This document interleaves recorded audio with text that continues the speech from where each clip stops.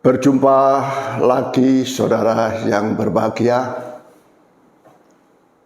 dengan saya dalam kanal Hispran Kepolisian Sudut Pandang Hadi Pranoto. Saat ini saya mau berbincang-bincang tentang program utama para kepala kepolisian Republik Indonesia, para Kapolri. Kita tahu bahwa Kapolri Listio Jenderal Polisi Listio Sigit Prabowo mencanangkan satu program yang diberi nama polisi presisi, polisi yang prediktif, responsibilitas, transparansi, dan berkeadilan, yang diharapkan oleh Jenderal Polisi Listio Sigit Prabowo ini adalah dengan penerapan program utama Polri ini, maka pelaksanaan tugas dan kewajiban polisi untuk menjaga keamanan, ketertiban dalam negeri, penegakan hukum, pengayoman, perlindungan kepada masyarakat, dan pelayanan publik, pelayanan masyarakat dapat berjalan dan tercapai maksimal sebaik mungkin. Sebelumnya, pada saat Kapolri dijabat oleh Jenderal Polisi Muhammad Tito Karnavian, diperkenalkan program juga pada saat beliau menjabat yang diberi nama polisi promoter, polisi yang profesional, modern, terpercaya. Maksudnya kurang lebih sama, adalah bagaimana polisi dapat melaksanakan tugas-tugas, kewajiban, fungsinya sesuai dengan yang diamanatkan oleh Undang-Undang Kepolisian Republik Indonesia, Undang-Undang Nomor 2 Tahun 2002, dapat tercapai dengan baik. Ini semua program, saudara. Program dari dua orang Kapolri yang diperkenalkan kepada masyarakat. Saya ingin mengambil jauh ke belakang, program singkat yang dicanangkan oleh Kapolri kelima yang legendaris, yakni Jenderal Polisi Sugeng Iman Santoso, yakni polisi jujur. Kejujuran polisi diharapkan menjiwai sikap polisi dan tindakan polisi dalam menunaikan tugas kewajibannya. Yang menarik bahwa Jenderal Sugeng ini tidak sekedar memberikan arahan kepada jajarannya, tidak hanya memberikan program kepada institusinya, namun dia sendiri, Jenderal Sugeng sendiri, dikenal dan terkenal sebagai polisi yang jujur. Ya. Dan ini sampai diungkap oleh Gus Dur pada saat itu bahwa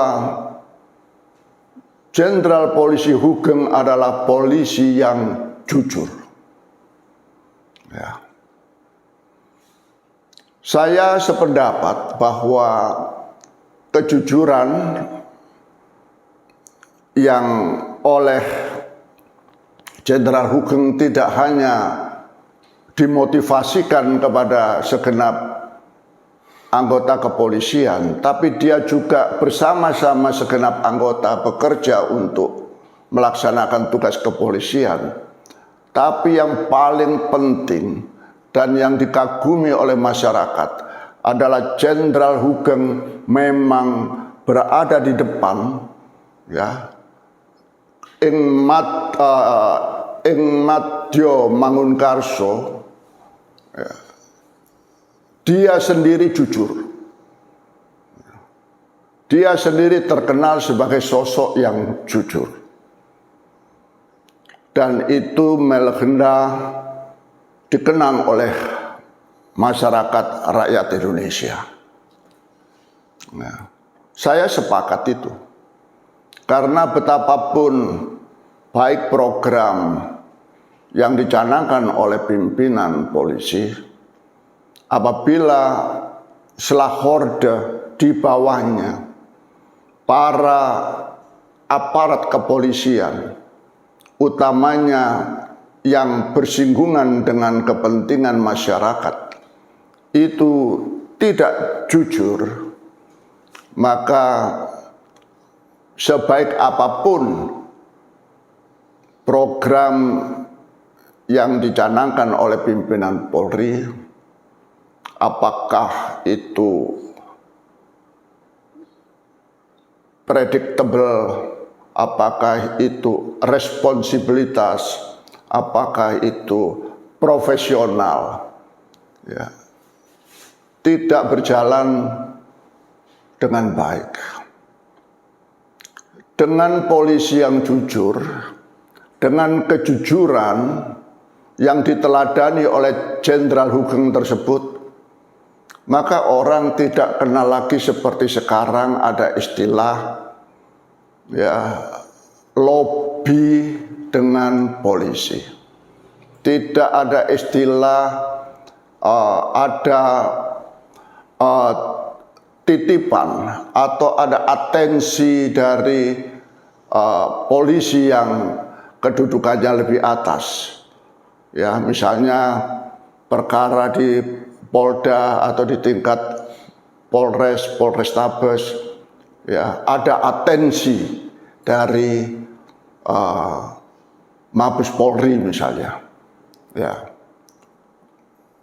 Tidak ada istilah-istilah itu, ya.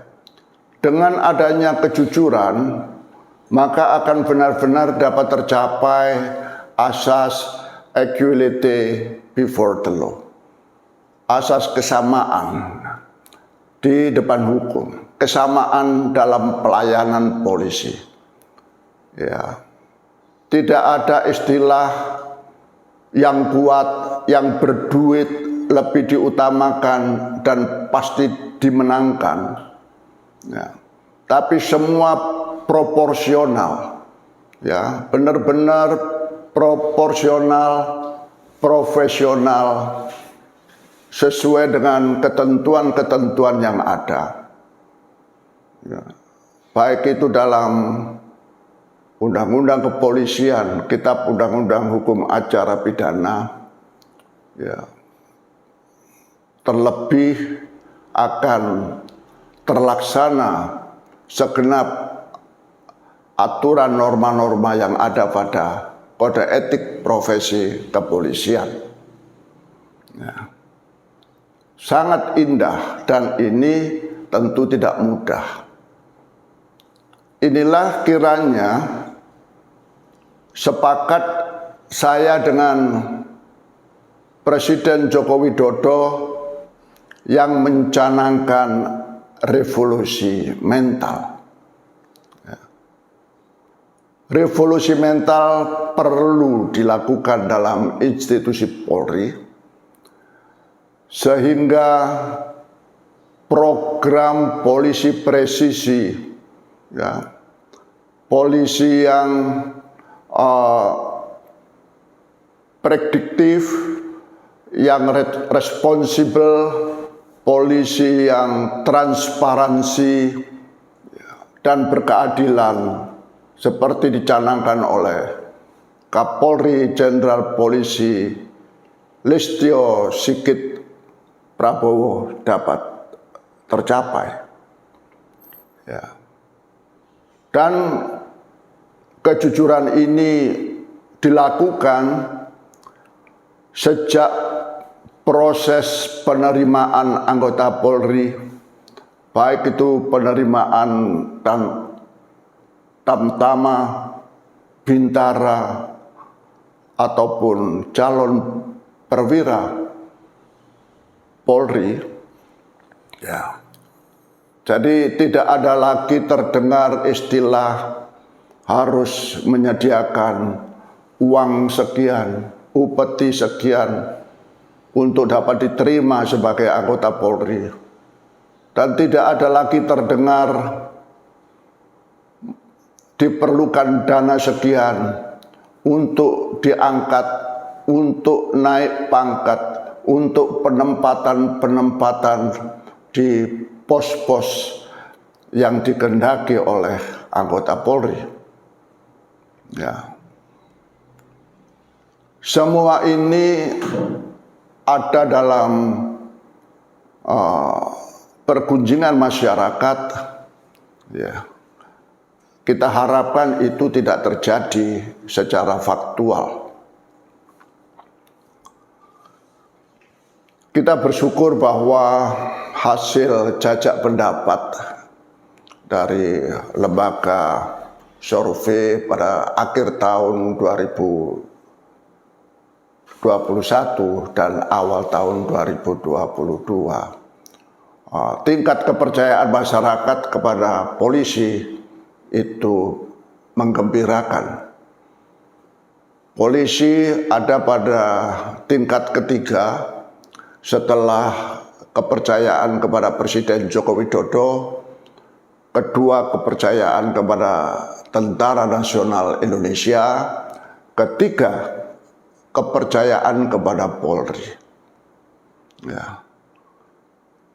Kepercayaan ini tentu menggembirakan, ya, dan inilah yang harus diisi oleh pimpinan Polri dalam setiap eselonnya untuk terus, ya, memacu kejujuran Polri tersebut. Ya, tidak cukup seperti yang sekarang kita lihat ada poster-poster di kantor polisi atau baliho-baliho kecil di kantor polisi yang menyatakan di sini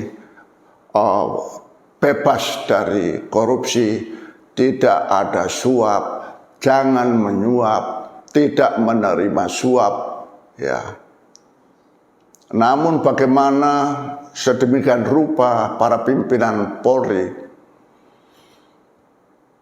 menjadikan ini satu budaya anggota Polri yang tentunya diteladani oleh para pimpinan Polri, utamanya yang tertinggi oleh Kapolri, seperti yang dilakukan oleh Jenderal Sugeng Iman Santoso. Demikian saya kira bincang singkat saya saat ini, ya, tentang program kerja para kepala kepolisian Republik Indonesia, ya, polisi yang presisi. Sebelumnya ada polisi yang promotor, dan yang paling penting, dan itu saya setuju dan masyarakat tentu sangat setuju adalah polisi yang jujur. Sekian, sampai kita berjumpa lagi pada kesempatan atau pada video yang mendatang. Salam sehat, semoga saudara dan kita semua senantiasa dikaruniai kesehatan agar kita dapat melakukan tugas kewajiban dengan sebaik-baiknya. Terima kasih.